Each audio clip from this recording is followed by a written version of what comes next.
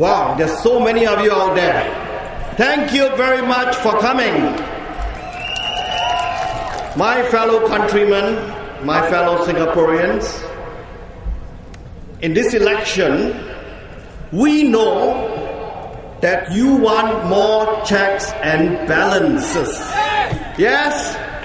You want more Workers' Party MPs in Parliament. The Workers' Party has worked hard to give you a respectable, responsible, and rational choice. Do you think we have satisfied this desire? I can't hear you. Say again. Yes. And look, all our candidates here, do they satisfy your desire for more Workers' Party MPs in Parliament? Yes. Very good. You know what? The PAP also knows this. And they are scared. They are scared because they know the number is up. You are the people. Your choice. You are the masters, right? And you have decided. You don't have to wait to May the 7th. You have decided. You know, they are so scared of Workers' Party. They attack our first world Parliament slogan. They attack our manifesto. They said that we want to jam up Parliament and block the government. Can you believe that? Nonsense. Because in order to do that, you need 29 MPs in Parliament. Workers' Party MPs in Parliament. But you know, we're only contesting 23. So how can that be? Do they know how to count? Right. So you know, they're so scared they can't even count. Right. Yeah, that's true. They only count your money. Thanks. Thank you. Now, they are so scared that they even attacked one of our candidates, Chen Cho Mao. You know, when he came back to Singapore, the press hit him the minute he entered the airport. So he told the press, all the newspapers in Singapore, all under SPH anyway, he told them that he explained his political convictions and his personal life. And yet, every day, those days before elections, the government asked him, please explain. You know why? Because they are scared of the Workers' Party. Okay, let's come back to some more serious things. In this election, we have to decide the future of our home, Singapore. Do you want a one-party rule? Oh, I'm so happy you said that. You know, the one-party rule has outlived its usefulness. I grew up in the 70s and the 80s, so you know how old I am. Alright, and it worked then. It was okay then. But all good things must come to an end. And the one-party government, or one strong party, whatever you call it, is coming to an end. Let me share with you a story. One of my grassroots leaders in the East Coast, he met an old lady selling tissues, paper, and he asked her, do you have any children? And she said, yes, I got a son. Then he said, why don't your son look after you?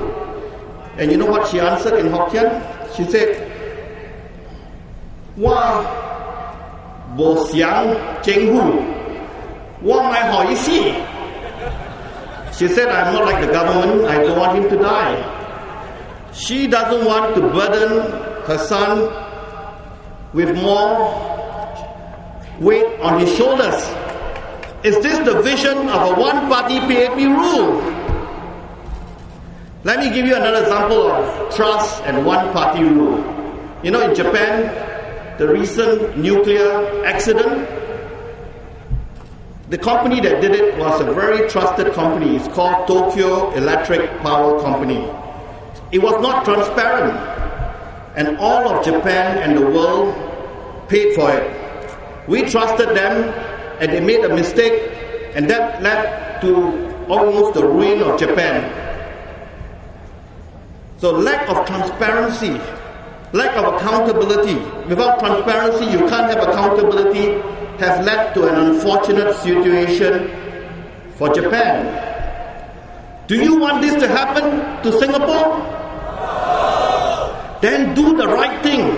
Vote the Workers' Party towards the First World Parliament. In recent years, we have seen how the PAP became complacent. And that's what happened when you have a one-party government. It's a natural cycle. After a while, they become complacent. And this is the natural flow of events. There's no accountability. Without competition, PAP ideas and policies are on their own terms. They tell you what to do. They set the agenda. They say that, if we don't have 4G leadership, Singapore will collapse. Look, that's the PAP problem, not the Singapore problem. Right? Because if they can't do it, the Workers' Party will do it.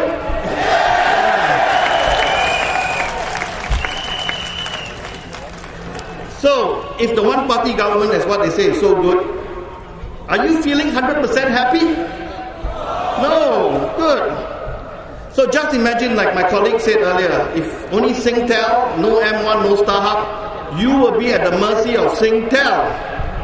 Now, you are at the mercy of the PAP. They become our masters and we their servants.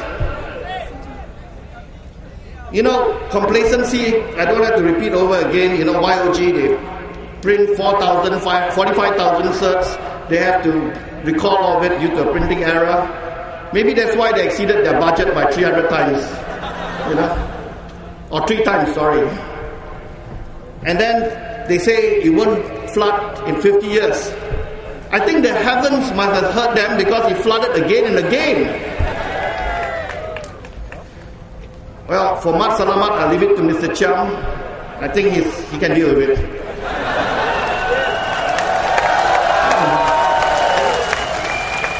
So, my fellow Singaporeans, we need to win a GRC because we need to have a critical number of Workers' Party MPs to be able to grow and renew ourselves and to meet your needs.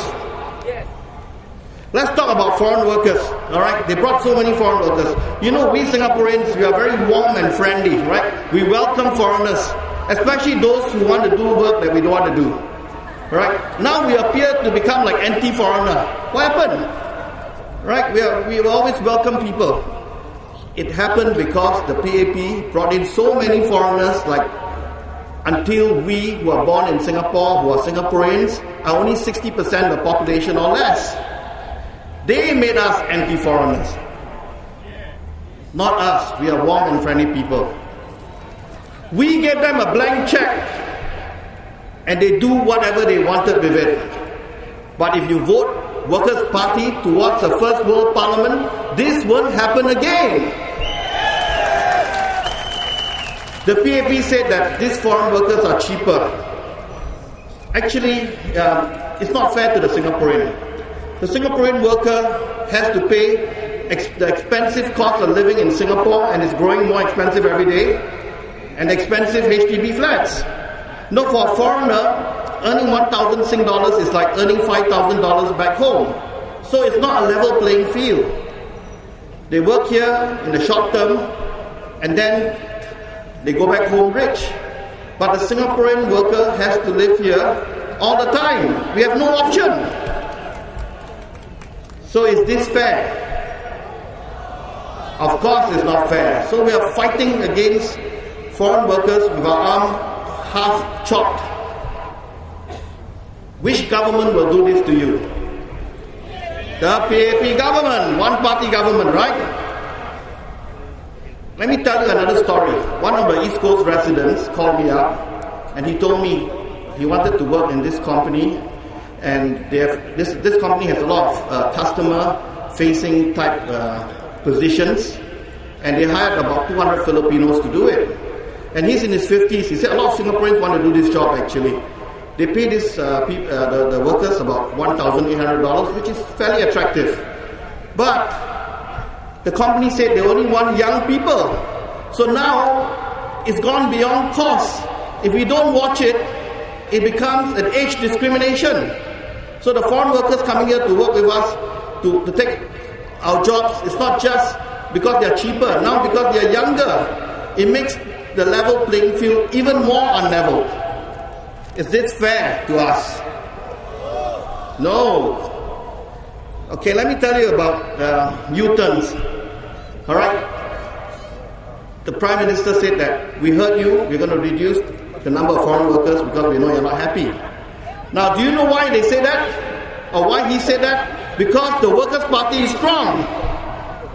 And because he knows that you want more opposition, because you've seen the last 5 years the need for more opposition MPs, especially Workers' Party MPs. And then because they're scared of Workers' Party. If you want to prevent more bad policies and force the PAP to U-turn, what must you do? Do the right thing and vote Workers' Party. Okay, another U-turn is the cooling off measures. They accuse us of trying to bring the property market down, but actually they are doing it. The cooling off measures are very draconian and they bring property prices down. Now, just a year ago, the Minister of National Development, he says that HDB flats are still affordable, but you got to pay about 30 to 50 years of loans before you can own it. Now, if he's so convinced, then why the U-turn? The U-turn is because the Workers' Party is strong and they know elections are coming, and that's why they U-turn, because they're scared of the Workers' Party.